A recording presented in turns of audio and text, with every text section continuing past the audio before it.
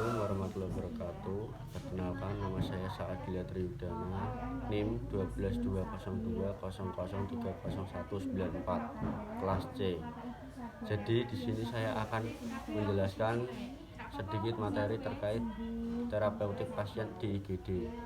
Jadi terapeutik pasien di IGD ini situasinya sangat banyak. Yang kondisi pasien di IGD itu tidak hanya semuanya yang gawat darurat. Jadi ada pasien yang tidak gawat dan tidak darurat. Jadi di sini untuk berkomunikasi ada perbedaan tergantung dengan kondisi pasien yang datang. Kondisi pasien yang datang ini bisa dilihat dari triase. Jadi kita sudah memahaminya. Ada pasien dengan kondisi yang gawat darurat, ada dengan kondisi pasien gawat tapi tidak darurat, ada juga kondisi pasien yang darurat tapi tidak gawat, serta kondisi pasien yang tidak gawat, kondisi pasien yang meninggal. Di sini komunikasi terapeutik harus kita sesuaikan dengan situasi kondisi pasien dan di mana saat kita berkomunikasi dengan pasien di IGD. Kita sebagai perawat itu harus tahu berkomunikasi terapeutik dengan jujur dan juga tidak melebih-lebihkan sesuatu yang ada di tempat, serta kita harus memberikan gambaran dengan mudah, gambaran terkait kondisi saat ini yang terjadi pada pasien.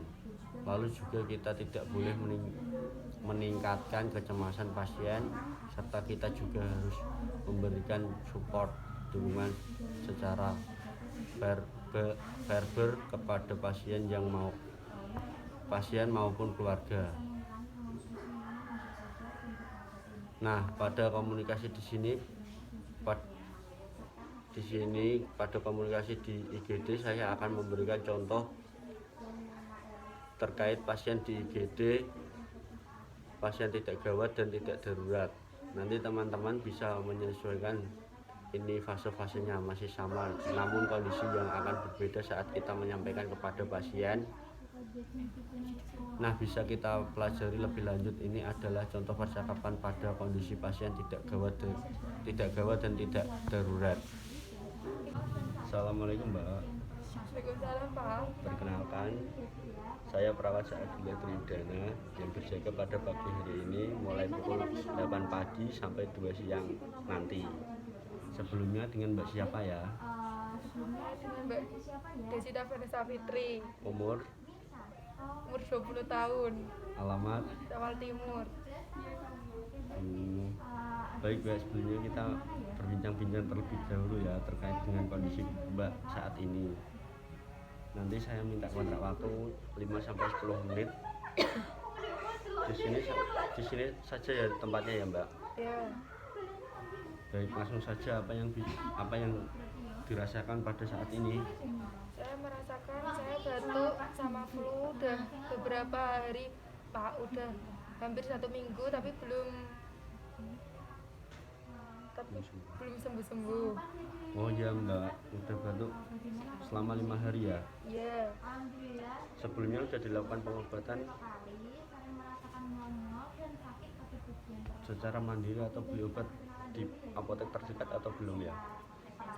Pengobatan saya di mandiri saja, Pak, di rumah, pengobatan tradisional. Saya minum jeruk nipis sama dikasih kecap, tapi masih belum sembuh.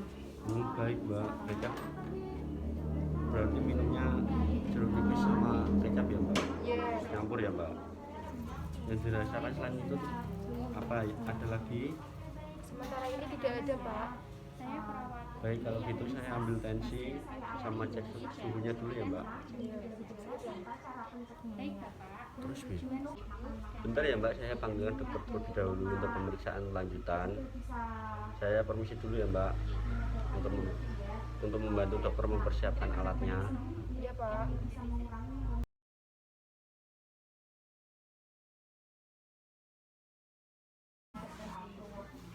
Baik, itu adalah sekilas contoh terkait komunikasi terapeutik pada pasien di IGD dengan kondisi pasien tidak gawat dan tidak darurat. Namun perlu kita ingat bahwasanya saat kita berkomunikasi dengan pasien maupun keluarga pasien yang ada di IGD dengan kondisi apapun, kita harus menyesuaikan kondisi dan situasinya dulu. Jadi jika pasien dengan kondisi kecelakaan saat datang di IGD sangat susah diajak berkomunikasi, jadi kita hanya akan komunikasi dan kita maksimalkan tindakan dahulu. Nanti kita komunikasi kembali kepada pasien setelah tindakan selesai. Jadi kita lihat situasi kondisi, apakah ini perlu tindakan yang sangat serius atau tindakan yang perlu diutamakan seperti itu. Itu saja yang bisa saya sampaikan, kurang lebihnya saya meminta maaf. Wassalamualaikum warahmatullahi wabarakatuh.